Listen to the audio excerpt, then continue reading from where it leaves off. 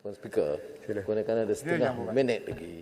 Dan soalan yang bagi saya di antara yang paling besar tentang kontrak berbilion ringgit. Saya tengok macam Menteri nak elak sampai habis. Tak boleh, jawab tu dulu. Yang Mohd Menteri, ini melibatkan soalan saya berulang kali dan penegasan saya, dia melibatkan kontrak berbilion ringgit. Jadi kita nak tanya, apa prosesnya, apa ketelusannya, apa tandanya, supaya maklumat itu sampai.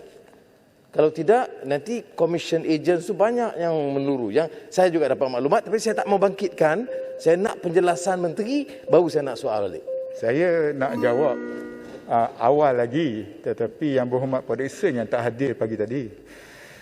Sebenarnya dari segi jawapan kita mengenai isu-isu yang dibangkitkan oleh Yang Berhormat Port Dickson telah pun kita sediakan. Dan saya dalam proses untuk menjawabnya. Tetapi saya tunggu selepas makan tengah hari ini, alhamdulillah Yang Berhormat hadir, dan kalau diberikan masa oleh Tuan Yang Bertua, saya jawab. Tak ada benda yang kita nak sembunyikan. Boleh Yang Jadi Bertua boleh tambah masa sikit sebab ini hal keselamatan. Oleh kerana dibangkitkan oleh Yang Berhormat. Yang Berhormat Menteri nak jawab Port Dickson 5 minit ke? Kasih berapa minit? 5 minit boleh? 5 minit tak cukup. Would you respond to the... Saya cubalah ya. Okey. Yang Berhormat Port Dickson yang telah membangkitkan isu berkaitan dengan perolehan aset ATM yang melibatkan pembinaan Littoral Combat Ships, yang mana ini juga menjadi soalan Yang Berhormat Ipoh Timur, perolehan helikopter McDonnell Douglas dan perolehan Starstreak peluru bersepadu. Berhubung perolehan LCS, untuk makluman Yang Berhormat Port Dickson, perolehan 6 buah kapal second generation petrol vessel berkeupayaan Littoral Combat Ships bermula pada tahun 2010.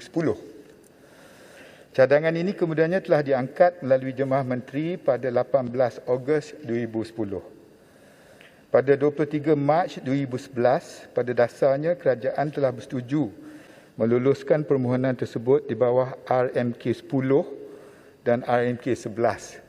Dan hari ini kita masih lagi memikirkan perkara ini dalam RMK 12. Sehingga 15 September 2021, kemajuan kerja bagi LCS adalah sebanyak 57.05%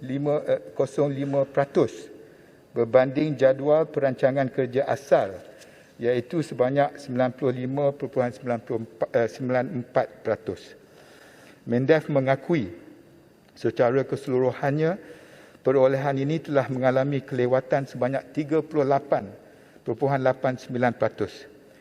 Di atas kelewatan ini, pihak kerajaan juga telah mengenakan denda lewat sebanyak 80,737,793.64 juta atau euro 4,524,618. Pengurusi, boleh saya celah sedikit je? Saya tak mau tekankan soal prosedur dari segi proses kelewatan dan sebagainya. Yang lebih penting ialah proses tender itu. Siapa yang masuk tender, berapa kos dan apa perbandingan dengan kos yang sama perolehan oleh negara-negara lain yang memberi kemudahan atau membuat kemudahan yang sama. Itu kita nak tahu kos dan proses tender yang telus. Tender yang sedia ada, Yang Berhormat Port Dickson tak berubah daripada dulu lagi. Dalam kes ini yang menjadi isu ialah kelewatan yang saya telah bentangkan kepada Dewan pada hari ini yang perlu kita selesaikan. Sejak tahun 2010, Yang Berhormat, benda ini tak selesai. Termasuk semasa... Tak jawab soalan saya, proses tender dipatuhi atau tidak, siapa yang buat bidding dan berapa kosnya. Yang untuk LCS. Dan saya tanya LTS dan beberapa yang lain lah yang saya bangkitkan. Yang saya nak jawab ni berhubung kait dengan LCS. Yes, okay. Jadi saya memperincikan jawapan saya kepada apa yang berlaku kepada Littoral Combat Ships kita. Dan ini merupakan sesuatu yang telah diputuskan dalam tahun 2010 lagi. Sejak tahun 2010, Yang Berhormat Kerajaan Perikatan Pakatan Harapan pun berdepan dengan isu yang sama untuk 22 bulan. Dan kalau isunya prosedur dalam meluluskan dan menawarkan projek berkenaan, itu pun perkara yang boleh dibangkitkan masa Yang Berhormat sendiri menerajui kerajaan. Yang penting sekarang, seperti saya sebut kepada Dewan pada hari ini. Saya tak mau nak argue, minta maaf lah, bukan. Tapi sebut 2010 yang putuskan, 2011 diluluskan. Saya nak tanya itu yang spesifik. Nak merewang ke tempat lain itu siapa? Nak tanya saya boleh buka fail Kementerian Kewangan. Saya tak ingat tapi boleh. Tak ada masalah. Saya tak terlibat. Yang pada masa saya, Menteri Pertahanan masa itu ialah Pekan. Boleh tanya. Kemudian yang saya nak tahu, ada 3-4 tajuk yang saya berikan. Apakah proses tender diperolehi, berapa kosnya, siapa ejen, supaya kita tahu, kerana ini benda ini dibangkitkan dan ini membantu Yang Berhormat Menteri juga supaya jangan ada tempiasan tuduhan itu kepada beliau. Janganlah untuk jaga kepentingan saya. Tetapi benda ni merupakan sesuatu isu yang telah lama terpaksa kita hadapi. Yang saya sebut tadi, semasa Pakatan Harapan menerajui kerajaan pun terpaksa dihadapinya. Dan Yang Berhormat Kota Raja pada masa dan ketika itu telah pun mengenal pasti masalah-masalah LCS, di mana kontraktor gagal siap reka bentuk, kontraktor lewat muktamadkan perolehan sebahagian peralatannya, dan paling penting kualiti kerja yang tidak ikut spesifikasi. Di bawah kepimpinan Pakatan Harapan pun, satu jawatan kuasa siasatan tadbir urus perolehan kewangan kerajaan telah ditubuhkan. Dan ini siasatan berjalan seperti apa yang disyorkan oleh kerajaan ketika itu. Dan pemimpin-pemimpin Mendev, saya sendiri diminta memberi penjelasan sama ada kepada PAC, sama ada kepada jawatan kuasa yang ditubuhkan, sama ada kepada SPRM, sama ada kepada Bukit Aman.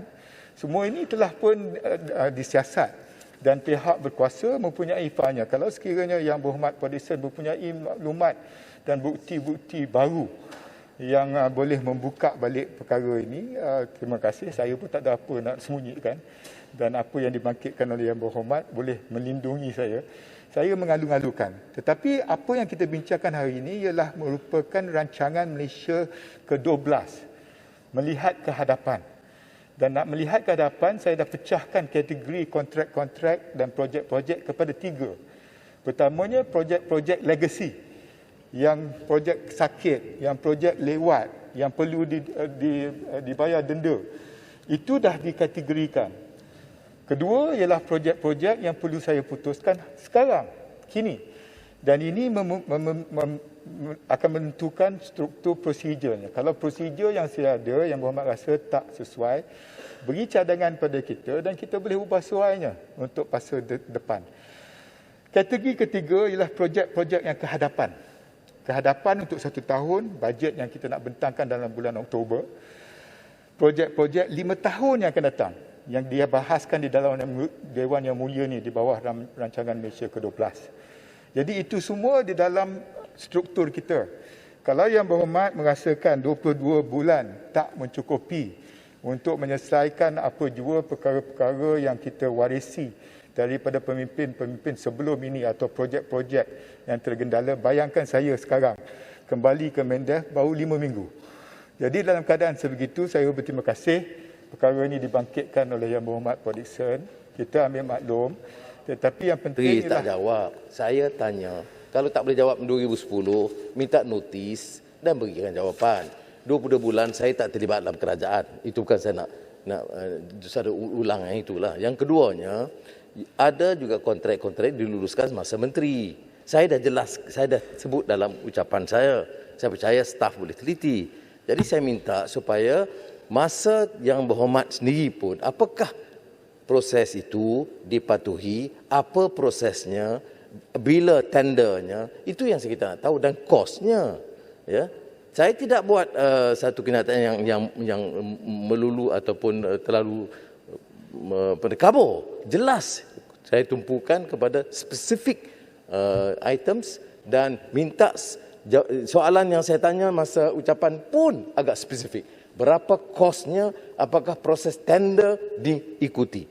Kalau yang lama dikaji, sebut begitu. Kemudian yang sekarang, yang diluluskan baru ini, bagaimana kedudukan dia. Umpamanya, itu yang saya nak. Yang Berhormat Menteri, saya banyak kementerian tak selesai. Kita pun dah, saya minta Yang Berhormat Menteri boleh tak bagi jawapan secara bertulis pada Yang Berhormat Pak Dixon, supaya saya rasa isu yang lebih spesifik dapat dijawab. Saya minta maaf, I'm guided by time, I'm so sorry. You boleh respon dan jawab bertulis, specifically. Terima kasih Yang Berhormat Menteri.